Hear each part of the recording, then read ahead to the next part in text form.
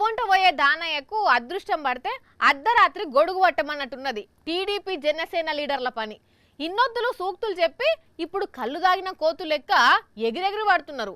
అన్ని చూస్తున్నాం, మాకు మళ్ళా టైం వస్తుంది, అప్పుడు లెక్క సరి చేస్తాం అని అంటున్నాడు అనిల్ కుమార్ యాదవ్. సార్ చెప్పుండ్రి. ఈ రోజు కూడా జగన్మోహన్ రెడ్డి గారు ఒంటరిగా పోటీ చేసినా కూడా 40% ఓట్ షేర్ ఈ రోజు జగన్మోహన్ రెడ్డి గారు సాధించుకోగలిగారు. ఇప్పుడు ఏం చేస్తారు సార్? ఓడిపోయాము కాబట్టి కృంగిపోయి మూల కూర్చునే పరిస్థితి అయితే ఉండదు. కానీ వాళ్ళు ఎక్కడ ఆగుతలేరు కదా, ఇల్లు వీకి పందిరేసినట్టు ఆగమాగం చేస్తున్నారు. ఎవరి మీద పడితే వాళ్ళ మీద దాడులు చేస్తున్నారు. వాళ్ళు ఆలోచన చేసుకోవాలా. వాళ్ళే చెప్పారు మేము దాడులు చేసాం కాబట్టి మేము అధికారం కోల్పోయాము రకరకాలండి. ఇప్పుడు వాళ్ళు చేస్తున్నారు. వాళ్ళు భాష తీరు మార్చుకోకపోతే వాళ్ళు కూడా 2029లో తప్పకుండా కూడా కూర్చుంటారు. మాకు మాండేట్ ఇచ్చారు కాబట్టి మేము ఏం చేసినా చెల్లుతుందని అనుకుంటారు సార్ వాళ్ళు. పోయినసారి మాకు మ్యాండేట్ ఇచ్చారు, ఈసారి వాళ్ళకి మ్యాండేట్ ఇచ్చారు, రేపు మళ్ళీ మాకు మ్యాండేట్ ఇస్తారు. ఆ విషయం వాళ్ళు మర్చిపోయినట్టున్నారు. మీ గురించి కూటమోళ్ళు ఏందేందో అంటున్నారు, విన్నరా? కొంతమంది అనిల్ అజ్ఞాతంలోకి వెళ్ళిపోయాడు. ఎన్నికలైంది 4వ తారీఖున 6-7 రోజులైంది.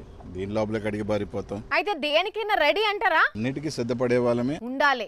ఎన్ని ఇబ్బందులు వచ్చినా ధైర్యంగా ఉండాలి. ఒక చిన్న స్థాయి వ్యక్తిని ఎవరు అండదండలు లేకపోయినా ఈ రాష్ట్రంలో చిన్న వయసులోనే 2 సార్లు ఎమ్మెల్యే అయినా ఉండి, మంత్రి అయినా ఉండి, అది జగన్మోహన్ రెడ్డి గారు. మరి ఇప్పుడు ఏం చేస్తారు? ఈ రోజు ఆయన మళ్ళీ కూడా ఆయనతోనే ఉంటాం, ఆయనతోనే నడుస్తాం, కడదాకా కూడా ఆయనతో ప్రయాణం చేస్తాం, ఆయన కష్టాల్లో ఉంటాం, అన్నిట్లో ఉంటాం. మేము విన్నారు కదా, టీడీపీ జనసేన లీడర్ల అరాచకాలకు భయపడేది లేదు, వాళ్ళు ఏం చేసినా ఎదుర్కొనేందుకు తయారున్నాం అని అంటుండ అనిల్ అన్న. దీన్ని బట్టి చూస్తే ముందు ముందు రాజకీయాలు తగ్గఫర్గా ఉండేటట్టే ఒప్పిస్తున్నాయి.